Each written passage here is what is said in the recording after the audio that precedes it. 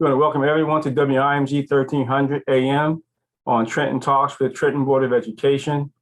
I'm your host for Trenton TV Radio. My name is Gerald Trueheart. I'm a board member. I'm also chair of the Family and Community Engagement Committee. I chair also the Policy Committee. And we broadcast every week on Tuesdays at 4 p.m. on Zoom. And we rebroadcast at 7 p.m. on WIMG 1300 on Tuesdays at 7. And on Thursday on WPHY Verizon Channel 28 on Thursdays at 11 p.m. So I want to welcome everyone to our broadcast this afternoon, all the teachers and parents and folks who have come to spend their time with us this afternoon. This afternoon, we have a special program this afternoon discussing our American Rescue Plan, our elementary and secondary schools emergency relief funds. We have on the call our Acting Superintendent Alfonso Llano. We also have our Assistant Superintendent of Secondary, Hope Grant, our Assistant Superintendent of Elementary, Dr. Channing Conway, our Business Administrator Board Secretary, Jane Howard, our Assistant Superintendent of School Support, Wilfredo Ortiz, our Grants Administrator, Ms. Jackson, and of course, our Board President, Addie Daniels-Lane. I want to propose this first question to Alfonso. But just want to give a little bit of background. This is the third application of ESSER funds. There's been ESSER 1, ESSER 2, and ESSER 3. This is ESSER 3 under the ARP ESSER Part 3 of grant funds from the federal government. These are one-time payments to districts that the money has to be reimbursed. In other words, it has to be spent first and then reimbursed back to the district. These are funds for COVID-19, the pandemic, from the federal government through the state of New Jersey. We did receive an allocation. We're here to speak specifically on ARP ESSER number 3. Superintendent Llano, I'll propose a first question to you. Before we do that, I want to give our board president, Addie Daniels-Lane, some opening comments before we go to your question. Addie? So good afternoon to everyone that has joined us this afternoon. And certainly we appreciate your being here and whatever input that you're going to have as it relates to this particular plan. And so I'm very interested in hearing the commentary that the public will have to offer, and certainly a further explanation in terms of, everyone may not be clear in terms of how these funds are supposed to be spent. And so I'm looking forward to hearing additional information about the purpose of the funds and what are the general uses that the funds can actually be put to. So again, I look forward to the conversation. And again, welcome to everyone. And thank you all for being on the call.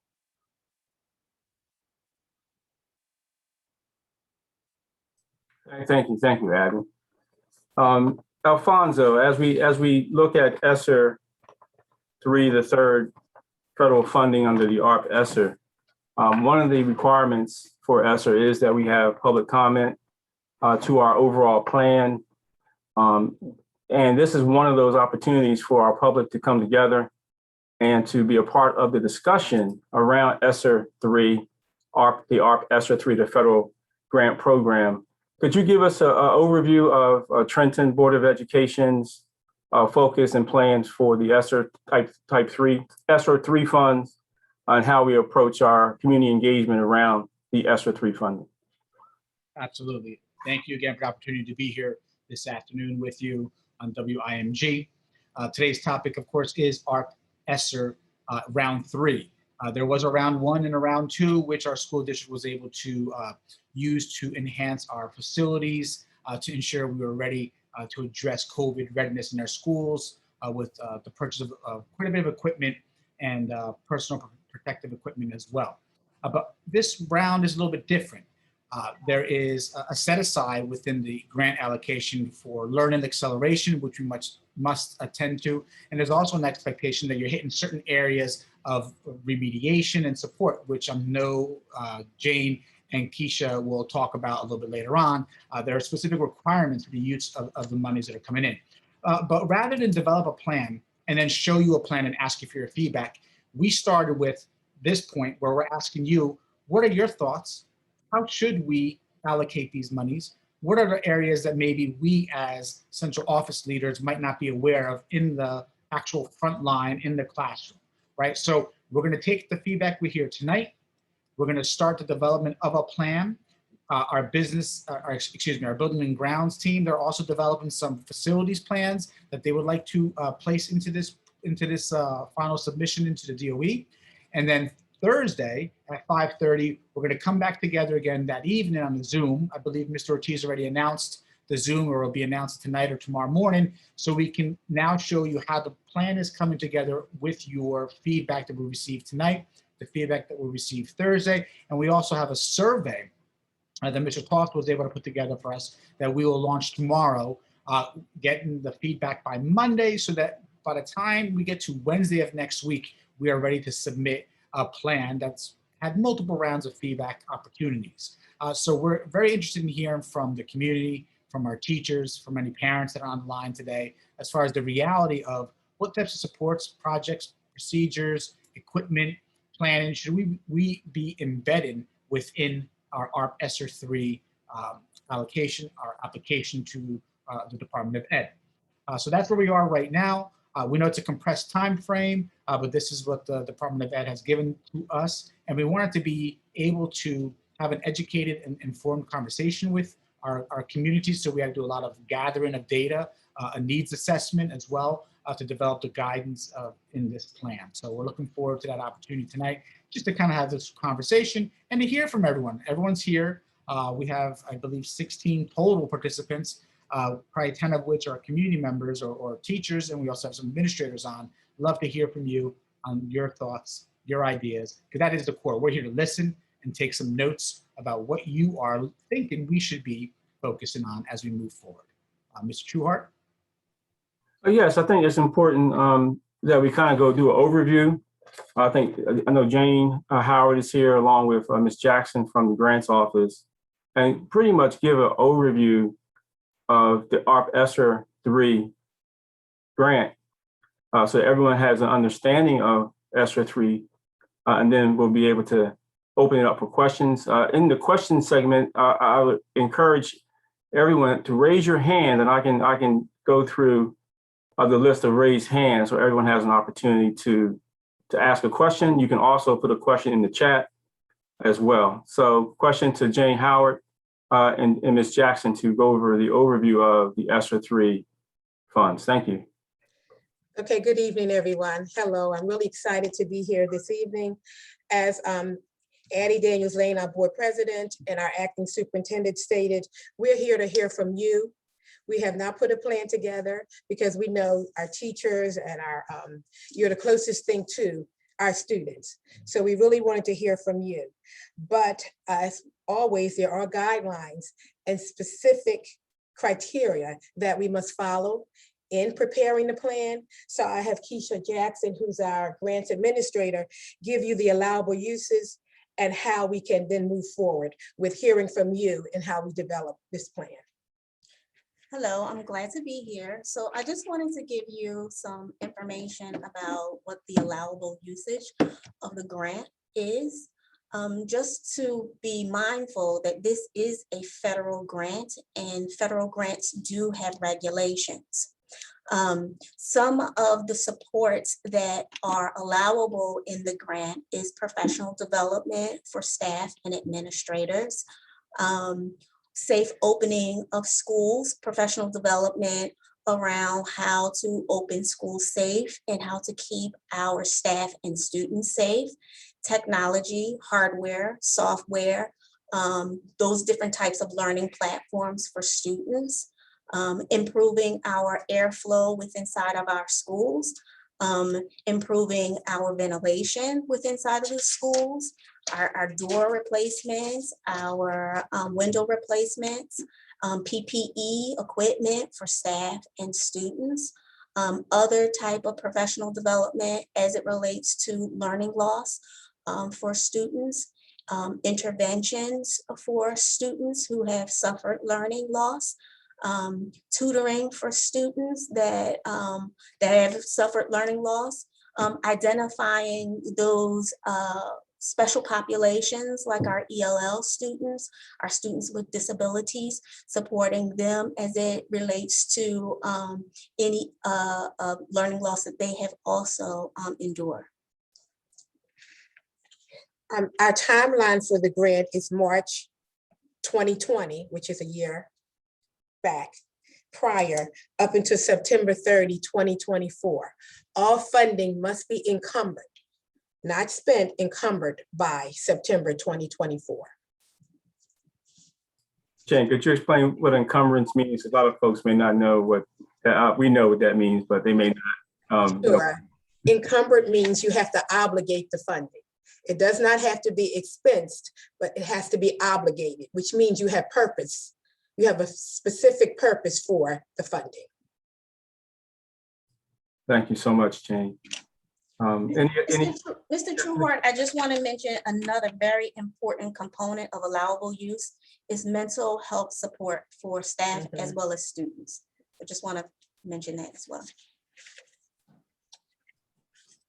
Alfonso, could you give us the overall, or Jane Howard, give us the timeline for the application? I know that the actual plan has a certain due date, safe return plan has a certain due date, and then there's another due date for the actual application for the allocation. Could you explain from where we are now in that process to when that due date is? And kind of, I know you kind of spoke of it earlier in your initial comments, Alfonso, but if you could kind of go through the timeline between now and when that is due.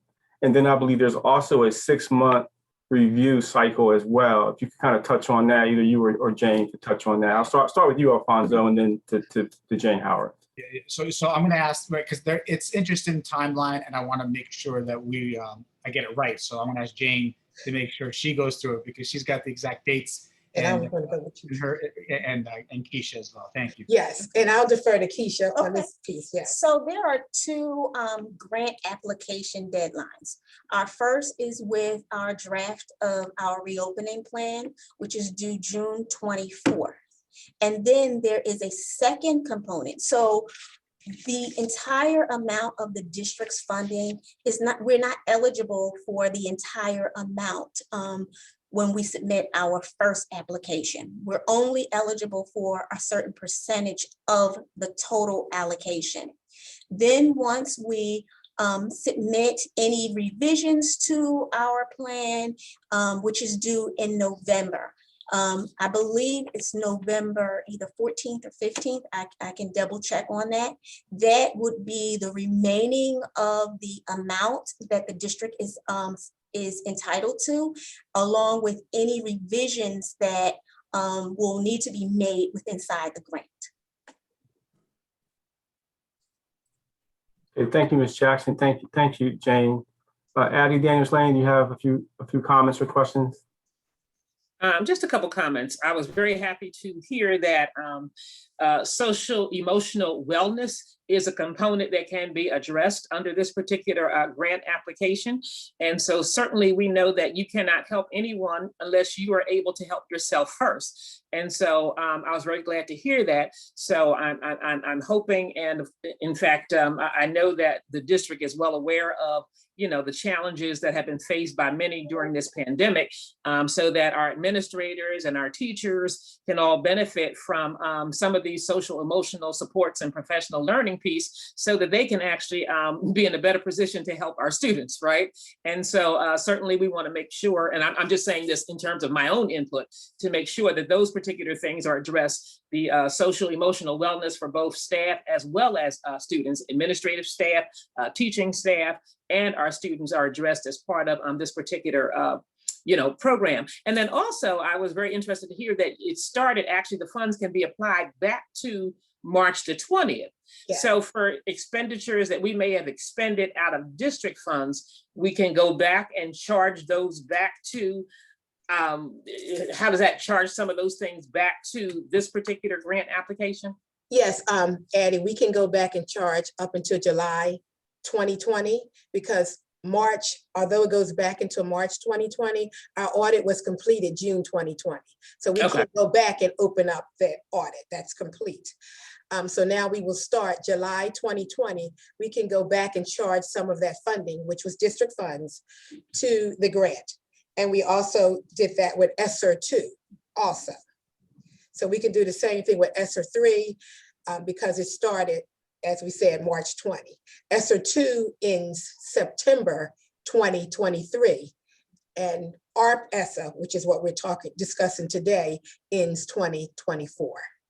I know it's confusing, and imagine us, the ones that have to sit with the auditors, but we have a lot of money. And like we said, we're here to hear from the community, from our teachers, from our administrators, to see what else we should fold into the plan.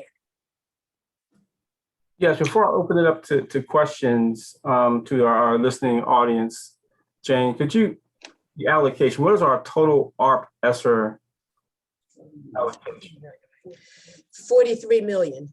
43 million, folks. So Yes. there you have it, 43 million in type, and not type, I call it type, I'm calling it type, ESSER number 3. I think it's important that folks, we're using a lot of acronyms here, right? So the ARP is the American Rescue Plan, and Yes. ESSER is Elementary and Secondary Yes. Emergency Relief. So when you hear us say ARP and ESSER, that's what we're referring to.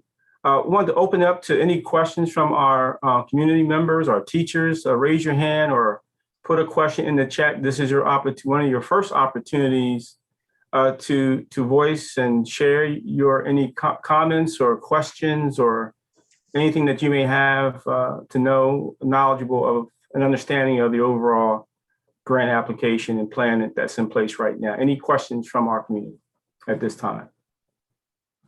Don't be bashful. Well, while we're waiting to hear from our community, a question relative to the learning loss piece in terms of tutoring.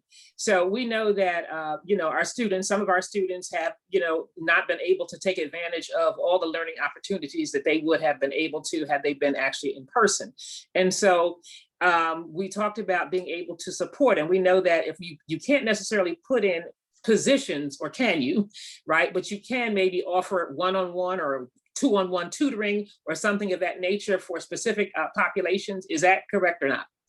Yes, you are accurate, Addie. You can also put in positions, but with this funding, 20% have to be set aside for learning loss, but it has to be evidence-based, which we have to show them what research we've looked at to say this will benefit our students.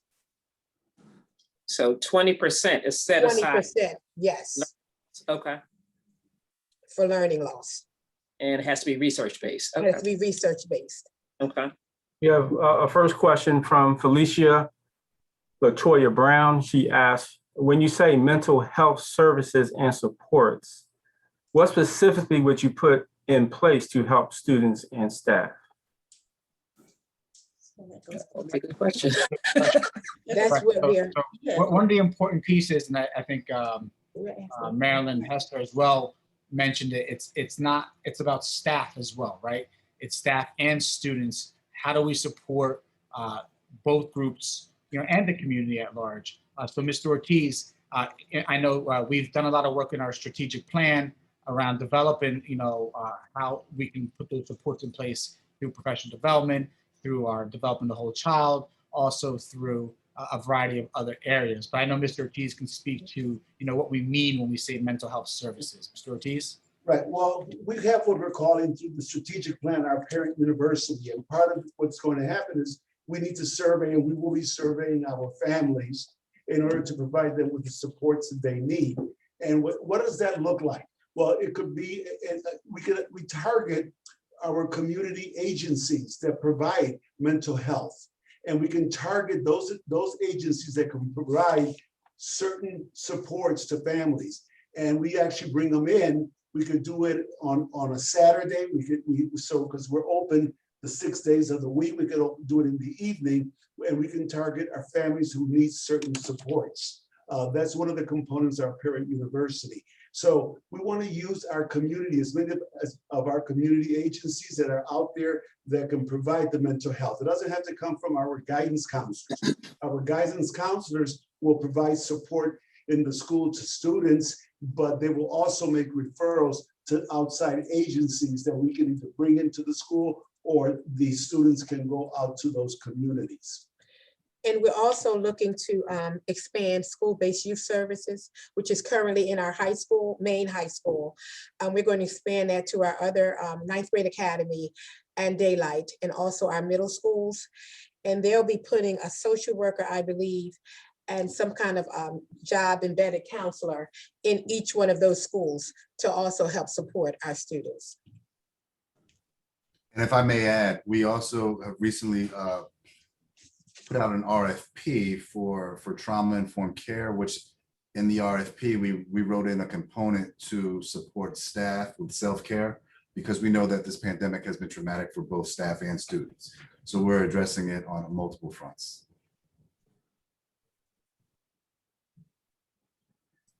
So when is that trauma-informed RFP? When is that going to be coming in, Jane? Is that something that? Well, it was approved by the board at the May 24th meeting. So it should be advertised. I believe it was advertised this week. So 20 days out, because it's an RFP, 20 business days. It will then, the proposal will come into the district, and then we'll have 3 people to score to hopefully be on the June agenda for approval. A prospective vendor on the June 28th, at the June 28th board meeting.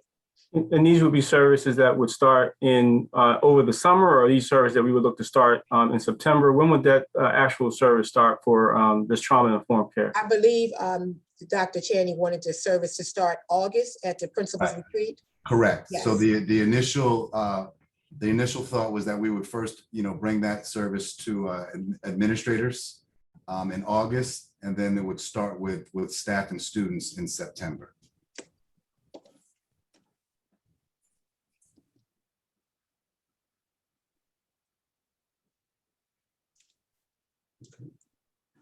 Addie, you have any comments or questions at this time? We do have a question from the audience. Is research-based, the learning loss program, is there a research program already in place for the summer and upcoming school year? That's from Marilyn Hester. So okay, research-based, I'm just reading the comment again. Is there a research program already in place for the summer? So the summer programming, we have a wide variety of summer programs that are in play. I'll speak to one portion of it, and then Ms. Grant, Dr. Conway can talk about some of the other programs. But Mr. Toft, who's not on the call with us today, he definitely put in quite a lot of work on developing a research-based model for the learning loss program, and he's developed guidance for when we finally identify all of those teachers. They'll be training over the summer on how we will follow the RTI model to support students at the different tiers, especially around tier 2 and tier 3. So there will be specific resources that are research-based and a model, a framework that kind of aligns to our instructional framework, or not kind of, it does align to the instructional framework, so that we can provide those type of supports within the school year. There's also quite a few summer programs, such as our STEM programs. We have robotics. We have a lot of programs that are based on math and the sciences and integrating the arts.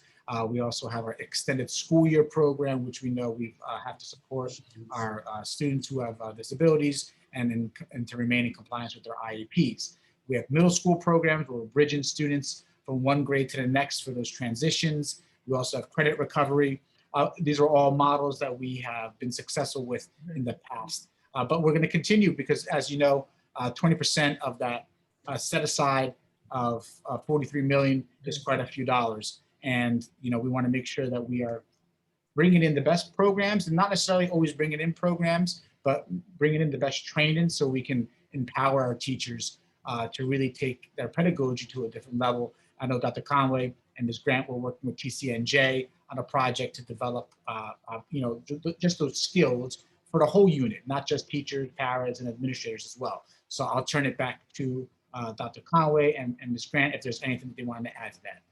Yes, I just wanted to add in that when we are looking at education in the post-pandemic era, we have to remember that this is happening in real time. This is not a school district or a company or an organization that has tried it, done it, and worked out all of the kinks. And so we absolutely, all of our summer programs are grounded in our current instructional program in our district. To answer one of the questions that just came up in the link, what's happening with Chromebooks and laptops? We are going to start collecting Chromebooks from students at the end of the school year, unless they are students who are enrolled in one of our district's summer programs. If you are a student that will be attending the district summer programs, one of them, you will be able to hold on to your Chromebook. And then the only other students who we would be seeking to have those Chromebooks returned until September would be those students who are not participating. Yeah, I want to welcome that question. That question comes from Diane Campbell, a former past board president of Trenton Board of Education and senior executive with the Mercer County Community College. Welcome, Diane Campbell. Thanks so much for that question. I also want to know if you have anything that you want to speak to relative to the ESSER funding or anything at this time. Diane Campbell, former president, Trenton Board of Education. Diane, anything?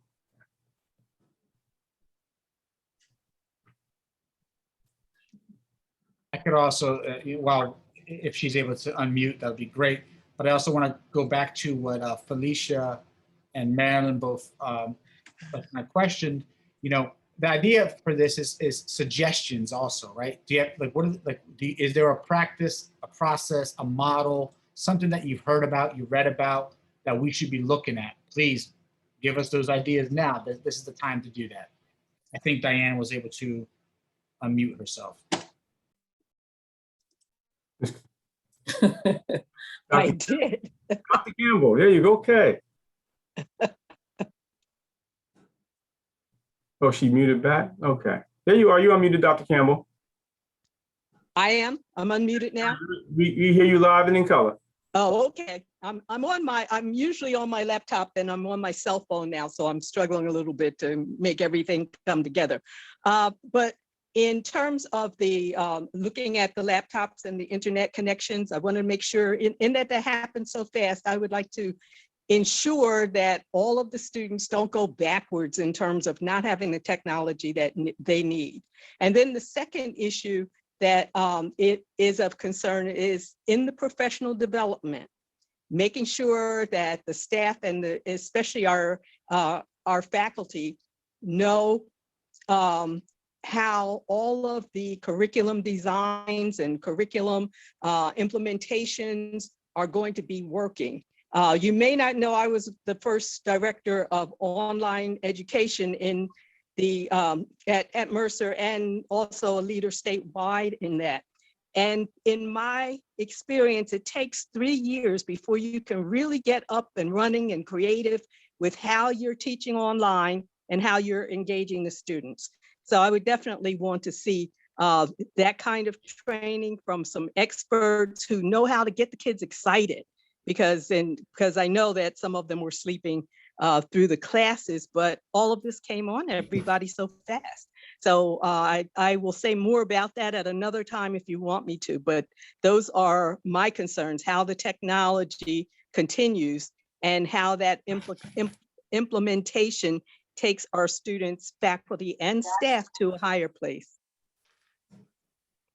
Thank you, Dr. Campbell. Appreciate your comments, and definitely will have you back.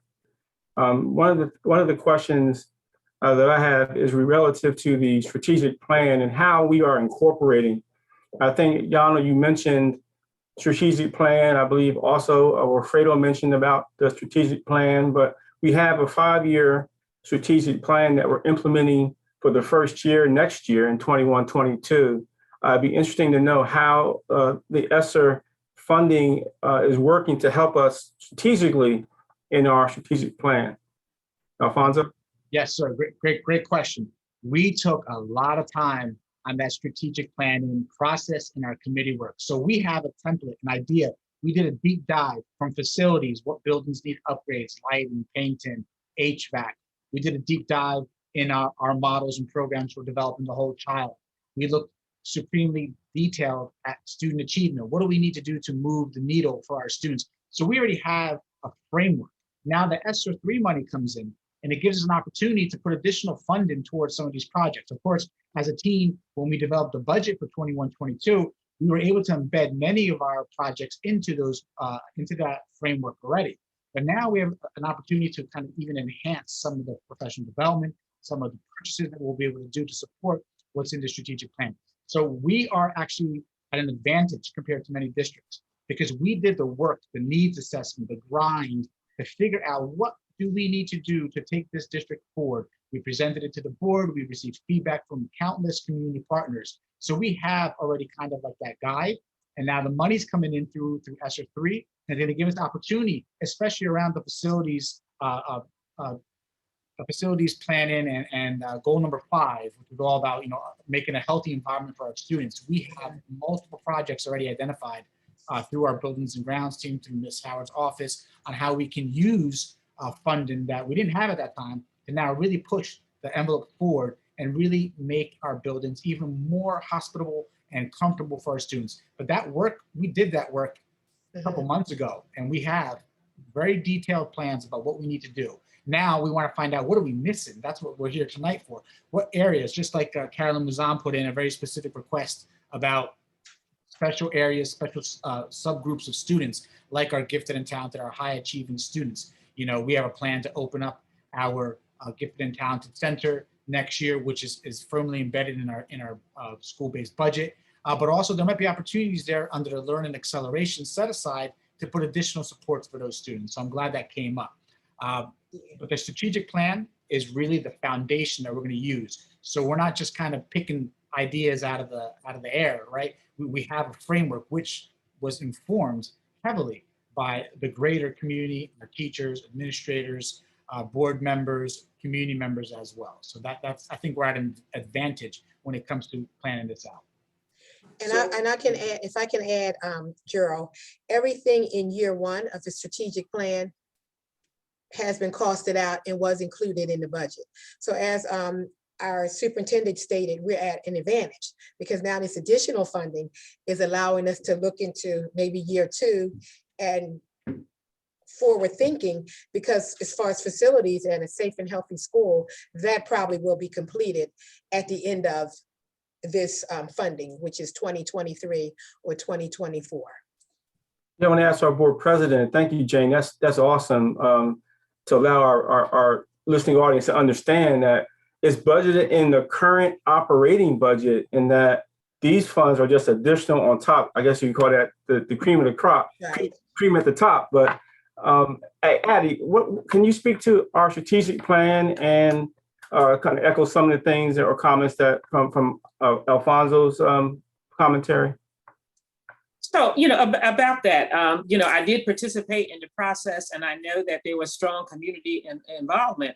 And so I would just simply add that, the district has a great plan in terms of strategic goals that are actually in place. And so whatever suggestions, whatever ideas that come up can be aligned to support one of those goals that are already in place in terms of the strategic plan. So as Alfonso stated, I think we have a good starting point.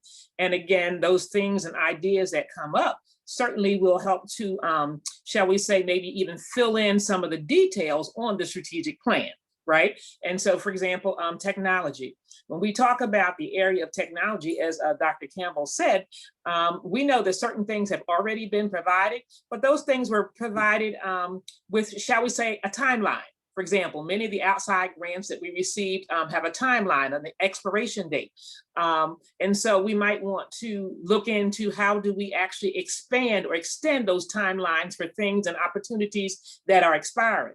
We know that we got a Verizon grant that's going to help out the 4 middle schools, right? So how can we maybe use other funding to expand that into maybe the upper elementary grades? And so again, I think it's a great opportunity to build into the strategic plan and also to expand it. Right, expand it in terms of put some of the meat on the bone that may not already be there. That whole internet access, we know that a lot of the company, Verizon and is it Comcast Cable or Infinity or whatever they're calling themselves, they allowed families to access the internet for a reduced cost, right? And some of it they gave to our families and our community for free. So how can we continue to make those services available for parents and families, even when their opportunities that they presented us with expire, right? How do we build that into our strategic plan? How do we use these funds to support and integrate the strategic plan? And also, are there other things that students or staff might need in a classroom? And I'll just throw out smart boards, for example. Or so if we're still going to build on some of the lessons learned from the pandemic, how do we strengthen our virtual teaching piece? How do we not throw that away? Right? We've learned some good things in terms of virtual instruction. How do we tap into that and take that to the next level for those students who were very successful at virtual learning, and even for those teachers who really found that they have a strength and a passion for that? So how do we match the students and the staff that did well with that and actually support them moving forward? So again, I think the strategic plan gives us opportunities to do certain things that are already set, and then ESSER and ARP gives us funding to help make that happen. So those are just. And if I may respond to Carolyn Mizan's question, when you asked, let me go back, did we set aside money for our higher achieving students? And we've done that through our Gifted and Talented program, but also this grant looks at the students who had the greatest loss. But you're right, all of our students, since they've been out since March, whether they're gifted and talented, average, or some of our other students, they all have learning loss. So they all will be supported by this funding. I'd like to just mention, can I just mention here a couple of things, because this has been on my mind for a long time. And I'd like for the teachers in our community to weigh in on this. Our greatest assets, besides our teachers, are our students. Mhm. That's our greatest asset. And we have talented students, especially at the high school, students who are going to Princeton, they're going to all different colleges and universities. I feel that, and our students take so many credits. They take 120 credits. So a lot of our students could actually be finished in 3.5 years. I'd like to see if there's some way that we could target these students to come back to help with the learning loss, to be able to go in the mornings to the elementary schools and help with tutorials with special needs students, with ELL, and with regular students. So something that I'm going to try to look at is how do we tap our own students and perhaps provide stipends for them to do that, so they can be more successful when they go to college. So it's something that I throw out there, because I think let's use our students also, because they're our greatest asset. And student-to-student learning, student-to-student tutoring is significant. And research will show that you get great gains when students tutor students. May I add, I just want to point out that this is very interesting, because we're trying to get feedback and ideas. A question was asked: how do we support parents? How do we support students? Mhm. One of the participants, Felicia Brown, put in a program called Imago, IMAGO. I'm checking out the website. So this is a resource that I didn't know existed. There's lessons, there's a professional development model, there's support for teachers to work through some of these different types of curriculum and ideas that we're talking about. So that's a great suggestion, because it speaks to the challenges that we need to address on the social emotional learning side. And there's also someone asked about what are we doing for parents? And then Wilfredo, you talked about Parent University. Yeah. There's actually a family curriculum component on this website as well that we could look at and possibly use and fund through our ARP ESSER allocations. So thank you, good suggestions. And that's the idea. We're getting ideas, resources, and some things that maybe we weren't nailing down. So thank you. And also, Alfonso, Felicia Brown also asked about arts integration in ESSER. In ESSER 2, we put in over $1 million for arts integration. So that's currently in our ESSER 2 plan also. Yes, thank you, Jane. I mean, we went around from board president Addie Lane to Hope Grant to Alfonso and Dr. Conway and Mr. Ortiz and Jane Howard around the strategic plan. And I think a lot of ideas are coming from our implementation of our 5-year strategic plan. And one of the comments that Carolyn mentioned, that we answered some of the question in her comments. She said, "Thank you all for being intentional in this work. I am sure you are all thinking about the many populations we serve. I would like to suggest that some funding go toward support for high achieving students. Jane mentioned that, Fonzo mentioned that, Addie mentioned that, Ortiz and Hope and Dr. Conway. She says minorities are typically underserved in this area. Mental health and getting on track may be an area to explore for gifted students, to include twice exceptional and ELL students that achieve on high levels in some areas. Great comment, Carolyn. We did mention some of the other questions from Felicia Latoya Brown and also from Marilyn Hester. We talked about Amago in terms of Alfonso speaking on Amago. There's a website. Marilyn Hester asked another question. What about the parents, right? Does ESSER 3 provide funding for support for parents to work with their children? Question for you, Ortiz. I can't answer in terms of there's money for supporting parents, absolutely, and working with like I said, with agencies, with our own teachers that can come out and support parents on how to what are the look fors. A student struggling in reading, what a teacher can work with parents and work with them in terms of how do they support students at home. So that there's money available for that, yes. Whether there's money to pay parents to do it, that I don't know. But there is money to support parents to support their children, yes. And also in ESSER 2, I know we're talking about ESSER 3, but I'm going back to ESSER 2. One of the set-asides was you had to support parents and family. So we put quite a bit of money in that for Denise, our parent coordinator, and Ortiz to work with our families, our parents and our families. Thank you. We got about 3 or 4 minutes remaining. Alfonso, can you speak to our next session that we're going to have? I believe it's on Thursday. Can you speak to that for our audience and our attendees who are on the call?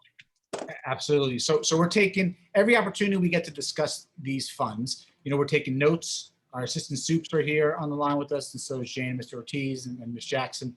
We're taking notes on some of the ideas or the themes that we're trying to pull from these conversations. Our leadership team is meeting tomorrow in the afternoon to kind of start fleshing out the framework of what this will look like, because it all has to correspond to our safe to reopen plan, which must be submitted, which kind of will outline how we will reopen our schools in September. So they're connected, the allocations on the ESSER monies and also the safe to reopen plan. Thursday night, we will again talk about some of the ideas we have. We'll begin to provide some detail on some of the expenditures that we anticipate placing into our application, and then we'll continue to ask for more feedback. You know, are there new ideas? Are there additional challenges that we maybe have not met as well as we should have? We'll also ask the assistant soups to talk to their principals. There will also be opportunities to provide feedback from that fashion as well. That's 5:30 Thursday evening. We will get together one more time. That link will go live in the next day or so everyone knows when to log in. And that'll be the next step in the process. And then again, of course, the survey that we'll send out, very basic survey, but just to get some feedback from our parents as well, from the parent community that we're here to support. And how are you going to communicate that out? I know you mentioned probably website, robocalls, email blasts, and the like. All of the above, every avenue that we have at our disposal, robocall, and also we have this year added the ability to SMS text parents directly that allow us to. They have to opt in. So we don't have a majority of the parents opted in yet, but we're getting closer and closer. So we'll be able to send them a link directly to our survey and to our announcements. We've been using it all year to quite a bit of success. We just want more of our families to get to opt in. And that's something that Dennis Morgan has been working with Kelly Creque and Mr. Ortiz to make sure we can launch that. All right, so this is not the last time we have an opportunity to communicate about the plan or the ESSER plan. Addie Lane for our closing comments. So I just wanted to say to those on the call today, again, thank you for being here, but also spread the word in terms of those folks that can join us on, on Thursday to actually join us. And now that you've heard some of the potential uses of ESSER and the ARP funding, that perhaps between now and Thursday, some brilliant idea that you didn't think of today will come up between now and then, and you can be prepared to, share that information. Because again, we want to build a plan that's going to be reflective of folks who, in fact, have some thoughts and who have a commitment to this particular district. So again, each one, invite one or two or three or five, right? So if you're from the community, ask someone else from the community to join in. If you're a part of our teaching staff or our administrative staff, ask a couple more folks to join in from the teaching staff or the administrative staff.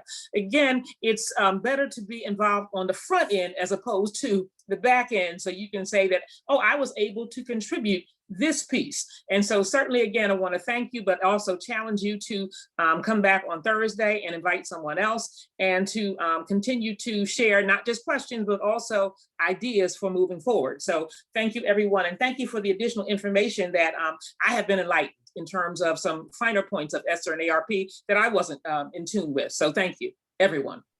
Amen. Thank you, Addie. We do have a few minutes for some closing comments from our assistant superintendents and then to our business administrator. We'll start with Hope, then Dr. Conway. We'll go to Ortiz and then to Jane, and then we'll close out with Alfonso and we'll close out the broadcast. Only about 30 seconds now, each of you, about 30 seconds. We'll start with Hope. Thank you so much. We'll have another opportunity to come back Thursday, but we'll start with Hope. Thank you. Mine's going to be less than 30 seconds. We just thank everyone for being on the call. We look forward to having further conversation on Thursday. Your voices, your input are needed and valued. And I want to just echo what Addie said. Bring a friend on Thursday. Bring a friend, 2 or 3. Thank you. And I'll echo the sentiments of Hope. Your voices are truly valued and appreciated.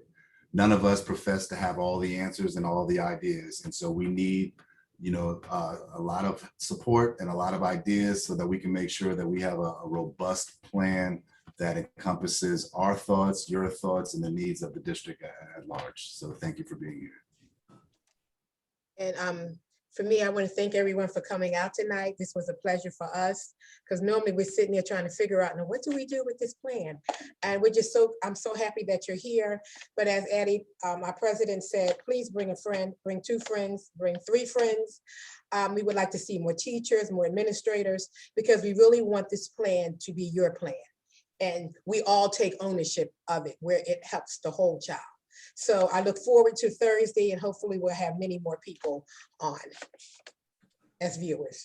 And I also just want to thank you all. I saw a quick question that said 2 other companies to consider for SEL are Fueled and Second Step. And I'm a big proponent of Second Step. It isn't in line with standards. So thank you for sharing those 2 other SEL programs.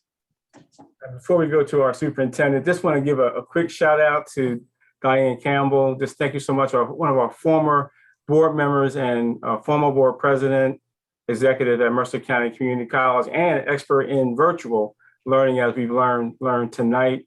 Also, thank you so much to Keisha Jackson, your expertise as our grant administrator in our district under Jane Howard's leadership. And we're just so thankful for all the work that you're doing and your explanation of the ESSER 3 funding. Thank you so much. Right at you, Alfonso. Again, thank you. Yep. This has been an informative session. It's exciting. We're looking forward to doing a few more. Thursday at 5:30. I haven't received the agenda for next Tuesday's WIMG session, so who knows, we might be back on live again, just because we're all on the timeline. I see Wilfredo and Jane laughing at me, but we got to take every opportunity. So bring your friends, 5:30 this Thursday, maybe Tuesday again next week, 4 o'clock, so we can kind of wrap up this conversation. This is an incredible opportunity to really impact our whole system, and it's exciting to do this with you. Again, thank you and have a good evening. All right. Hey, listen, I really want to thank our teachers, who are on the call. We got about 15 and 16, sometimes at one point 17 participants, and Thank you to all the teachers who asked questions, made comments. It's very, very helpful. And we look forward to having you join us on Thursday again as we launch our ESSER 3 funding application with the state in concert with our strategic plan. So thank you so much for being a part of our broadcast. You've been listening to Trenton Talks with Trenton Board of Education TV radio on WIMG 1300 AM and Verizon channel WPHY Verizon channel 20. Everyone have a great night. We'll see you again on Thursday at 5:30. God bless everyone. Have a good night. Okay, thank you.